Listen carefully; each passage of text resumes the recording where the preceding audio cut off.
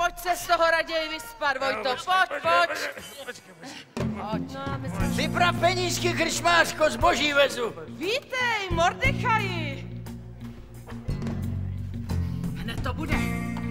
Ale, to jsou k nám hosti. Zase ta náhoda cesty nám svedla, židovka z geta tu slídí jak pes. Hledáš snad toho, co jsi jenom tak svedla, a nebo snad požádáš o svatý křest. Já hledám Vojtu a co je ti potom? Žárlivá ženo, už nech nás dva být. Kdyby tě chtěl, tak už řekl ti o tom. Měla bys po svých už konečně jít.